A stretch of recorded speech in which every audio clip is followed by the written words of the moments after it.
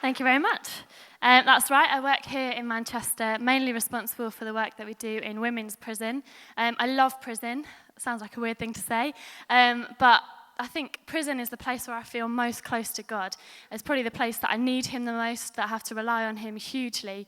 And I think we all know that, don't we, when we're working with people and actually we feel a bit nervous or there's things that are seen beyond us, that's when God uses us the most. The title that I've been given today is Why Are We Scared of the Supernatural in Youth Work? Rather than dwelling on why we're scared of it, I thought I'd like to encourage you today with why we should be getting on with it. I think we all know the reasons that we're scared of it. Maybe it won't happen. What about this? What about that? Actually, I want to come back to what Jesus says about why we should just be getting on with it. There's a story in the Bible where Jesus was with his disciples and they were just having a laugh, whatever, going out. And they saw a fig tree. And Jesus commanded that the fig tree die. And it withered in front of their eyes. And the disciples were all freaked out by that, as I'm sure you would be if you saw a tree just suddenly wither at the command of one man.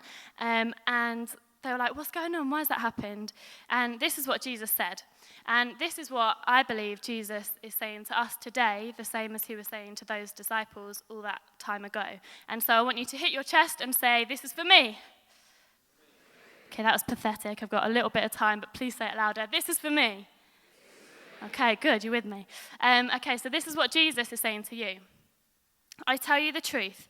If you have faith and do not doubt, not only can you do what was done to the fig tree, but also you can say to that mountain, go, throw yourself into the sea, and it will be done. If you believe, you will receive whatever you ask for in prayer. And for me, that is a really exciting verse. And I've started to believe it more and more, the more that I'm seeing happen in prison. And I've got some stories to share with you this morning, but if you want to chat to me after, I can go into depth of how these things happened. But we've seen healings galore in prison. People come in every week and the faith growing in that.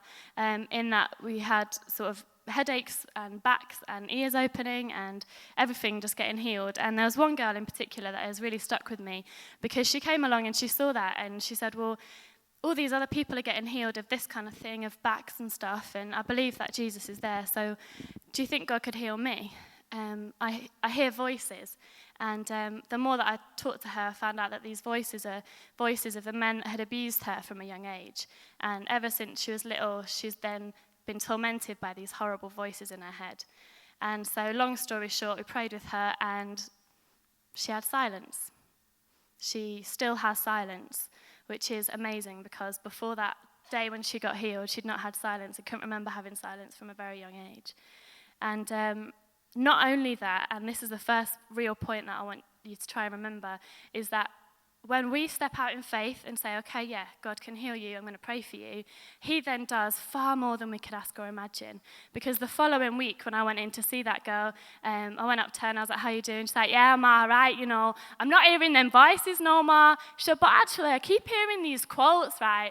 And it's stuff like, even though I walk through the valley of the shadow of death, I'll fear no evil, for he is with me. And I like this one. Take that log out of your own eye before you start talking about this bit in mine. I like them, so when I like them, I write them down and stick them on my wall. And I was like, what?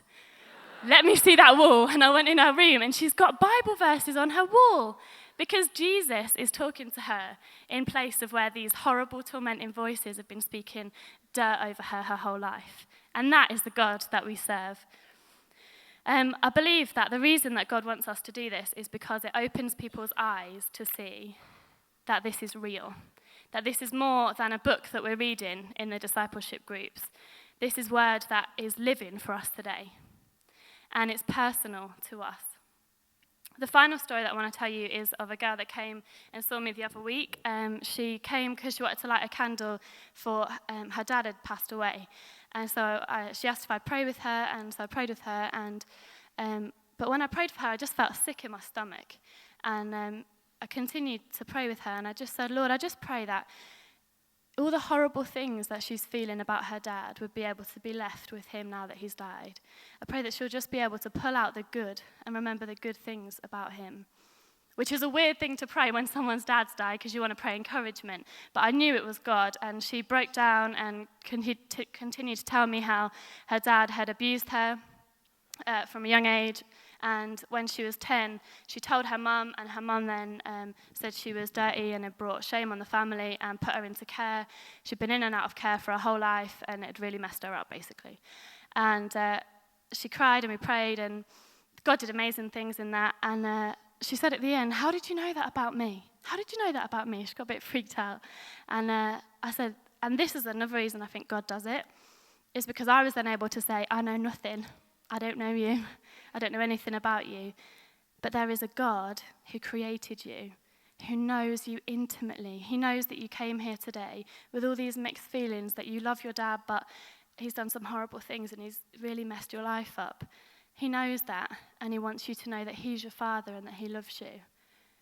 And that is why we should be bringing the supernatural into our youth groups, because it opens their eyes to see that in a world that is so not personal, where you can have 600 friends on Facebook, but actually you're sat on your own in your room, there is a God that knows me intimately. He knows that I want to be better. He knows that I don't want to be ill anymore.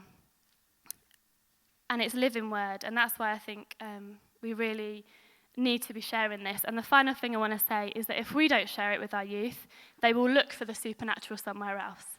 And if you come and talk to me at the back there, I'll explain to you how this whole work that I'm doing in prison that is really bringing God into these young people's lives started with them all being very interested in Ouija boards. And if you start to talk to a lot of your youth, I'm sure that you'll find they're very interested in the dark side. And that's why we need to be bringing the powerful light and showing that that is so much better. And so I think, just come and chat to me at the end if you want to know more. But where does it start? It starts with what Jesus said. Back to you again. "I tell you the truth. If you have faith and do not doubt, not only will you do these things that I've said about, these things that you've read in the Bible, but you can also say to mountains to move. You can say to young people, there is hope for you. You can say to ill people, you will be better. If you believe, you will receive whatever you ask for in prayer." Thank you very much.